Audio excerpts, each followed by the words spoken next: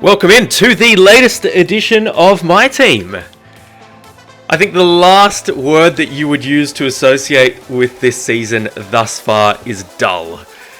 If you tuned into episode 6, the French Grand Prix, you would know we had some absolutely epic battles up and down the grid and throughout the race. Racing with Red Bulls, we were really mixing it with the upper teams in the performance index of Formula One. So we had some great fun there. Ultimately, it ended in pure heartbreak, running out of fuel with 3 corners to run, and then getting jumped by our teammate Dan Ticktum literally on the finish line by a few tenths of a second as well. I don't think we could have cut that any finer, but it was a lot of fun. We learnt a lot. We're certainly going to underfuel the car a little bit less coming into the Austrian Grand Prix, which is the episode that we've got coming up today. And we're not going to fluff around. I'm on a constant battle to refine these videos and make sure that the content is as refined as possible and purely only what I would want to watch if I was looking at these videos myself. So we're jumping straight into qualifying. Unfortunately, as you can see, I'm in the standings here. It was not a good session for us. We ended up qualifying P21 out in Q1. Not ideal, but we will get cracking on the race now.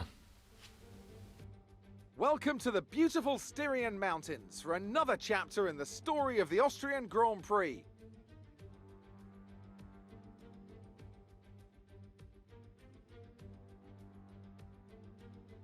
The Spielberg circuit then is situated 700 meters above sea level, with just 10 corners making up one of the shortest laps of the season.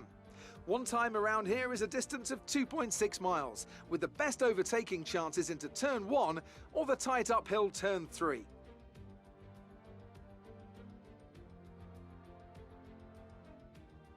It's just about time to go to the track for the beginning of the race, but before we do, Anthony Davidson, what types of strategy do you think we can expect for today's event? Well, there's a lot that both the driver and the team have to keep in mind when going into a race. The tyres, fuel, energy recovery systems, the list goes on and on.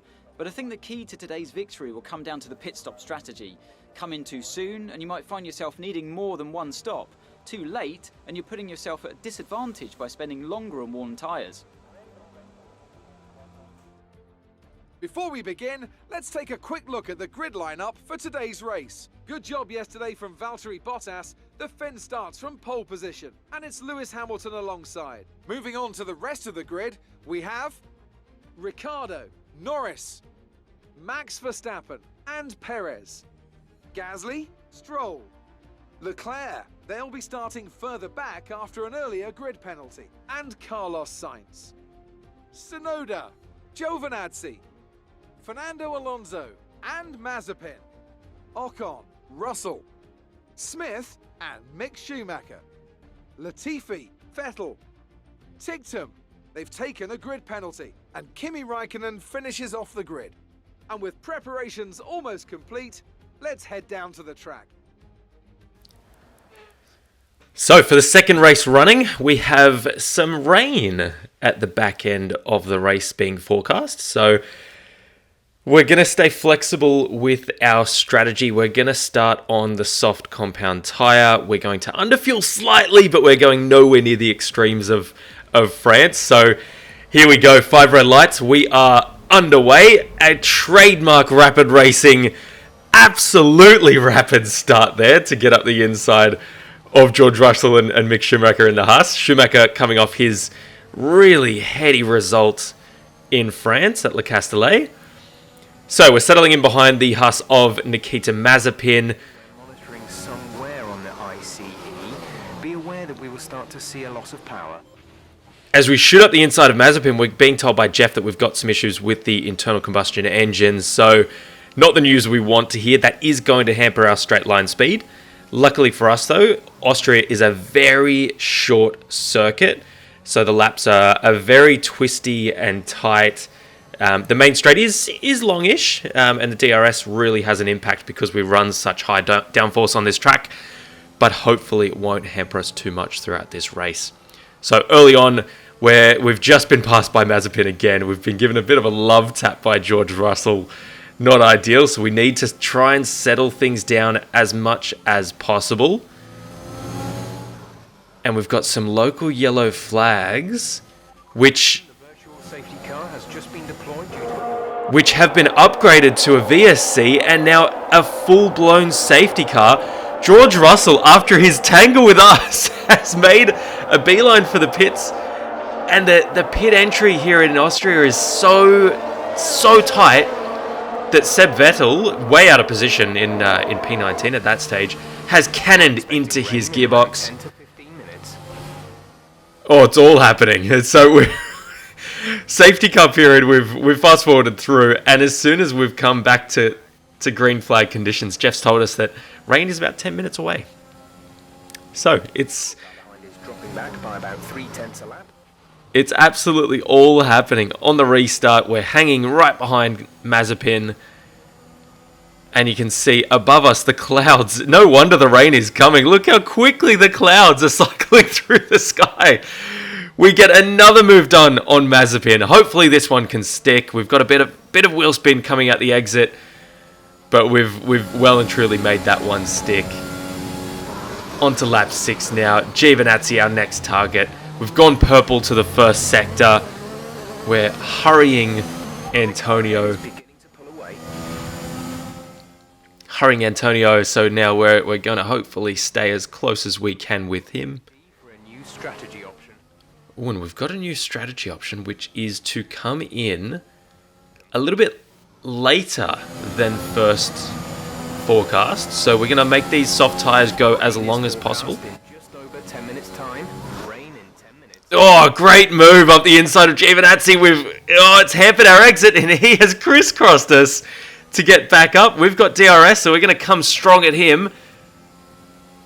On the outside of this right-hander, and we can't get it stuck. We're still side by side, and we've tucked in just behind Giovinazzi there. Real great wheel-to-wheel racing.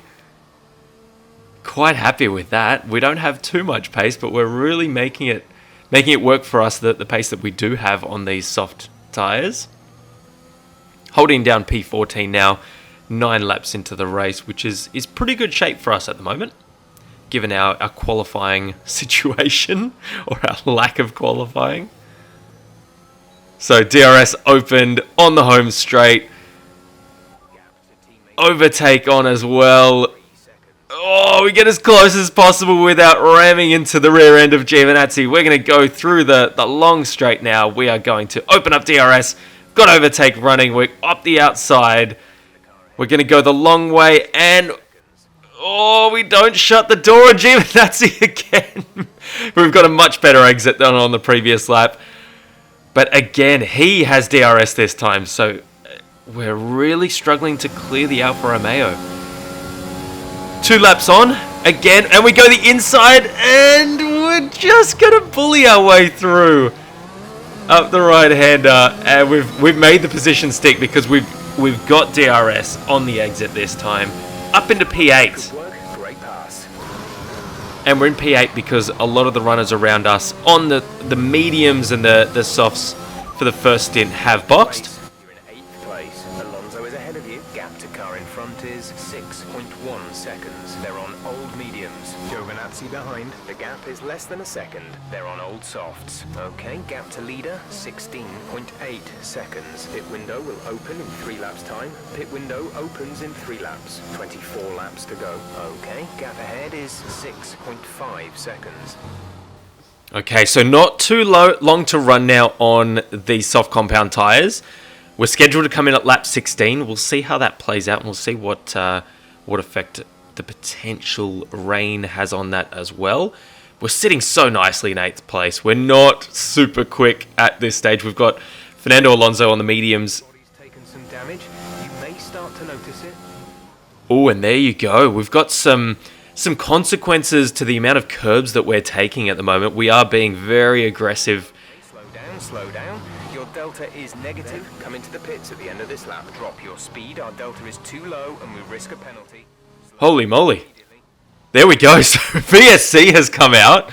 The reason is unclear at the moment, but we've taken the opportunity to dive for the pits, bolt on a set of mediums, And that's really amplified our pit stop strategy. So let's see how we go. We've got the Alpine of Esteban Ocon behind us. We need to make sure that we've got a 1.9 second pit stop, which is fantastic. We've stayed ahead of Ocon. As soon as we come out of the pits on the fresh mediums, on cold tyres, we've got Dan and Nikita ahead of us. But Ocon is going to come really quickly up and underneath us. We've got to defend as much as we can while we're on cold tyres. He's on cold tyres as well. And we've held that position. The following lap, we're going to try and get involved in this battle. Mazepin and Tictum, our teammate, are squabbling. Dan's made that pass, which is fantastic. We've now got DRS open, coming down into turn 6. Let's see. The body's incurred some slight damage, but nothing too serious.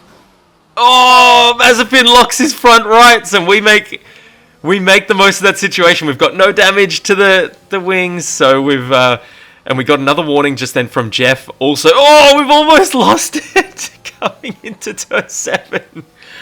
Oh, we've almost lost it, but we've held firm. That was a massive save. Very, very needed as well. And you can see we're setting some real great personal best sectors.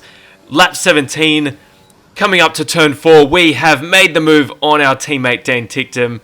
Just like the Alfa Romeos, he's going to fight that as much as possible. We don't have DRS, so we've again paid the price for not making that move stick and getting a compromised exit coming out of turn 6, or turn 5 rather, should I say.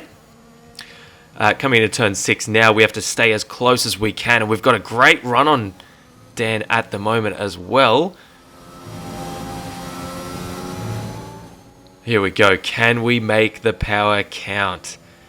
We're on newer tyres, but Dan's now on the soft. So he's gone soft, medium, whereas we are going one stop and soft to medium. Down the home straight now, we've got DRS open, we've got overtake on. Coming up to turn 1, getting as close as we can to Dan. And we want to get a great exit, which we have done. Traction is right there. Again, DRS open and overtake switched on up the outside on turn 3, and we get a much better entry and exit into turn 3. We have gapped Dan straight away, putting overtake on, and stepping one wheel onto the grass as well.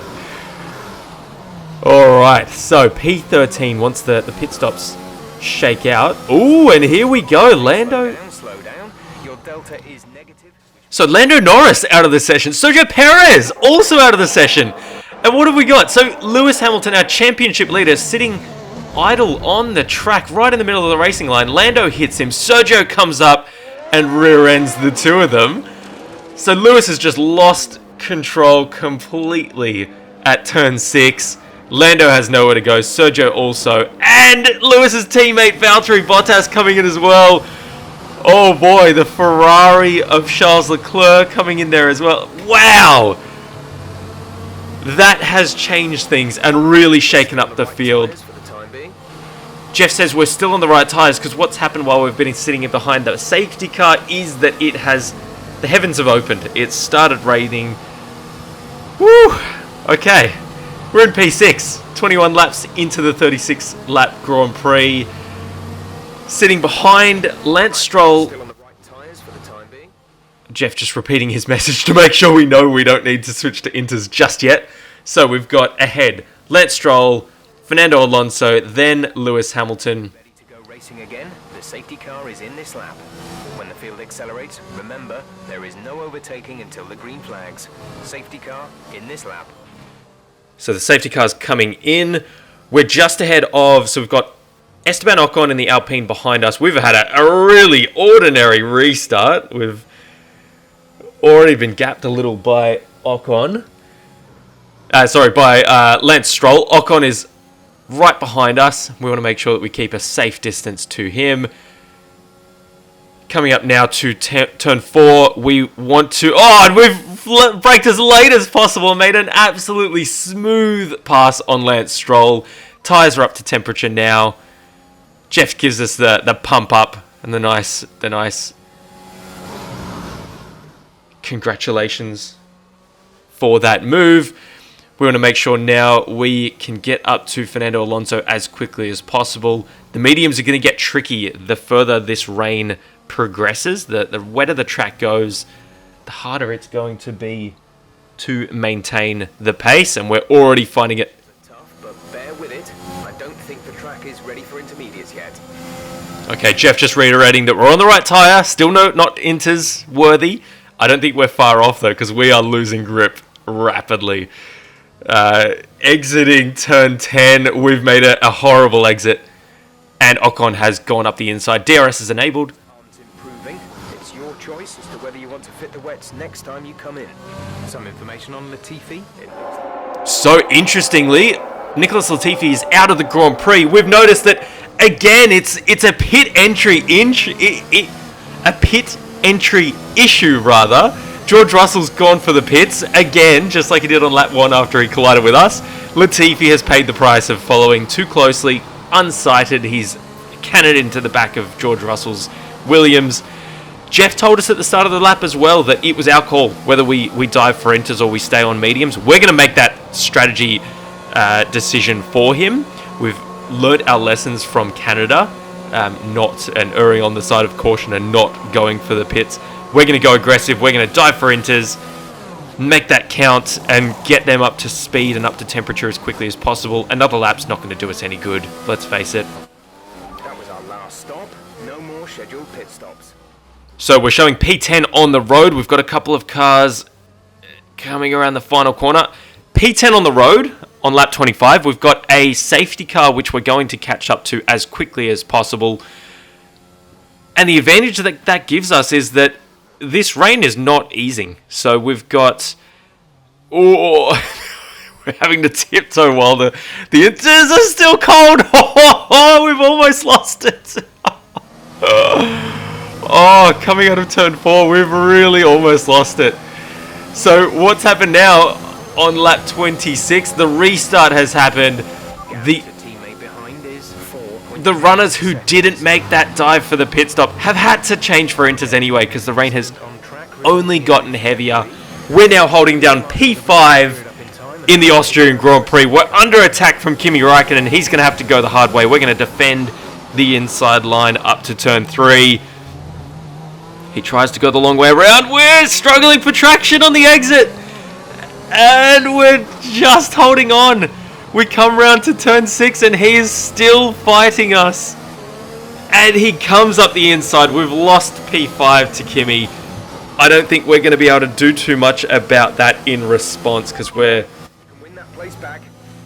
Yeah, Jeff's giving us the hurry up, but honestly, I don't think we have the pace in the wet. This setup is great to have race pace in the dry, but when it comes to wets, we're really skating on ice at the moment. And what's just happened? Oh, goodness me! Oh, we've got another safety car. What's just happened is we have struggled around the outside of turn 9. It's all happening at the moment. It is absolutely all happening.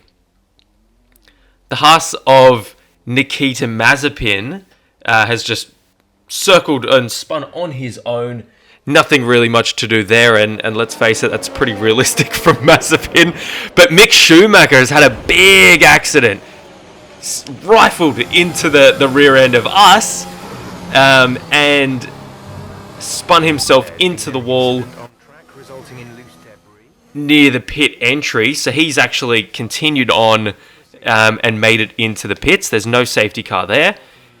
Giovinazzi now has actually retired his car. I couldn't pick up on the replays, on the race replays, what actually happened there. So I think it might have just been a mechanical or an engine issue that made him retire his Alfa Romeo.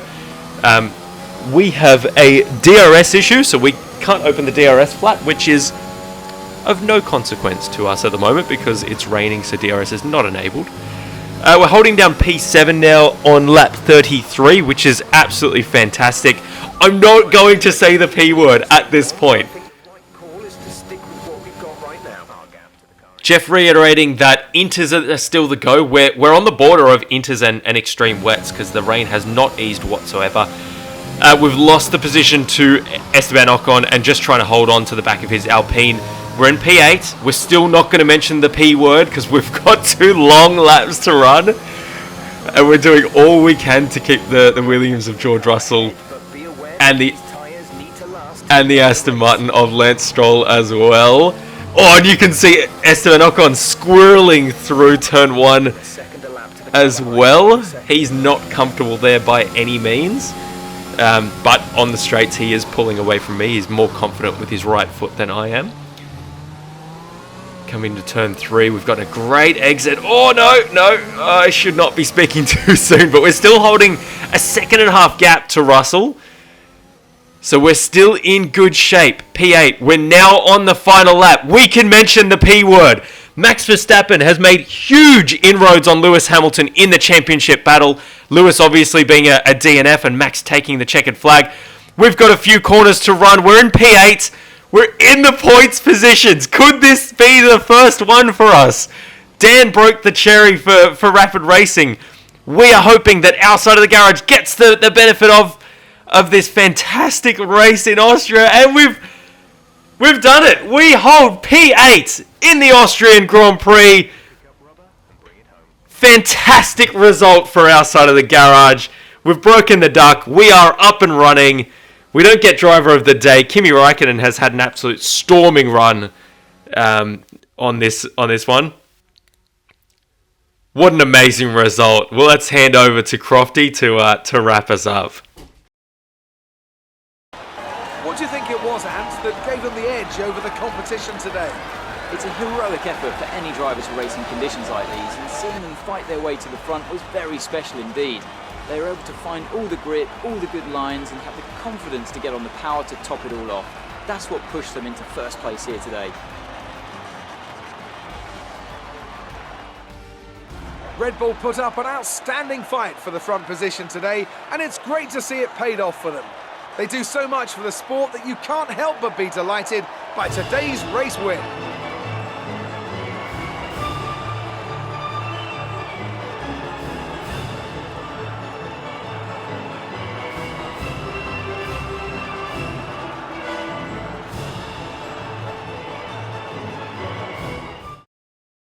So then, it's time to see how this result affects the Drivers' Championship. It's a great result for Lewis Hamilton, who moves further ahead at the top of the table. So, Anthony Davidson, who would you rank as your driver of the day? For me, it's Kimi Räikkönen, someone who definitely doesn't get enough attention for how well he performs out on the track. It's time to see how things are shaping up in the Constructors' Championship. It was a tough race for our championship leaders who lose ground at the top of the table. Meanwhile, a strong weekend from Red Bull this time out, and they improve their position in the championship. I'm equal parts exhausted and elated with this weekend of Formula One. Be sure to join us for the next one. So points in Austria for Rapid Racing. We could not have asked for too much from that one. That was absolutely phenomenal. What a chaotic race. We thought we'd seen it all from the last few. Oh, France, Canada. But honestly, Austria has delivered in spades.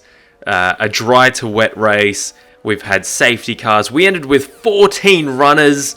So 8 retirements by the end of the Grand Prix. What an absolute shambles of a race.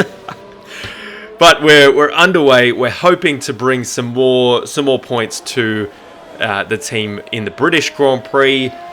And I'm happy to say that this is actually a double episode. So we are going to keep things running. We're going to hope to keep the momentum here. Coming back to the office. And we're going to actually sign our second sponsor, which is Opaque. Had really achievable goals, great bonuses. We've popped the logo all over the RR1, which I think looks fantastic. We've changed all the sponsors as well to the pale blue or teal color as well, rather than the white and a mixture. So admin aside, let's jump over to Silverstone and head over to Crofty. Great Britain then, one of only 2 countries to have held a Grand Prix in every single year of the Formula One World Championship. And the circuit extends that record further for today's Grand Prix. With good opportunities to overtake at the end of the Wellington and Hangar Straights, there's a lot of potential for close action around the 3.6 miles of the Silverstone circuit. With 18 corners and average lap speeds of around 145 miles per hour, it's also one of the longest and quickest circuits on the calendar. And as always, a man with plenty of racing experience joins me in the commentary box. Today it's Anthony Davidson. Tell me, Ant, you're no stranger to surviving the melee of turn one. So how do you keep out of trouble when there's so much going on around you? Well, the throttle goes both ways, Crofty. You've got to have the discipline not to try and win the race on the first lap. So always be prepared to lift early and give those around you more space. Trying to be the last of the late breakers with half a dozen cars around you may pay off from time to time, but it's also a great way to lose your front wing.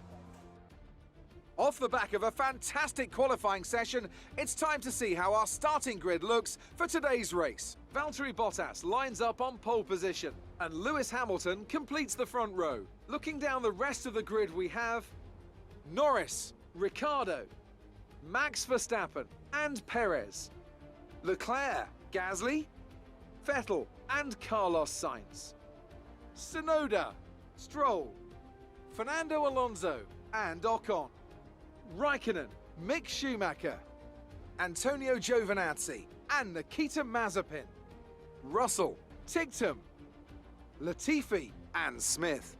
And now it's time to head down to the track. So I'd love to say it's a good reason that there's 2 Grand Prix in this episode, but I can't hand on heart tell you that. It was not a good situation.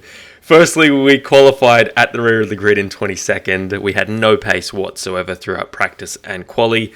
And let's jump over to the race and we'll see how this transpires. So trademark jump off the line and our Grand Prix is over before it begins. Oh dear. So this is Dan ahead of me. Full lock going left on the grid and then jinx back to the right when I am making an absolutely electric start as per usual. You can see there, no need for it whatsoever. Get Dan in my office, will you, first thing? I need to have a serious word about his contract negotiations. Plenty of action here at Silverstone. It was a memorable race, and what an impressive victory. Talk to me, Ants. What was it that set them apart from the competition today? Well, I think it was clear what the main contributing factor out on the track was today: speed. I know it sounds like an obvious thing to say, Crofty, but fast cars win races, and we saw that today with our winner. After an excellent performance at the Grand Prix, I'm sure there'll be plenty of celebrations tonight amongst the Mercedes team, and they certainly deserve it. So there will be words. There will absolutely be words about this with my teammate Dan.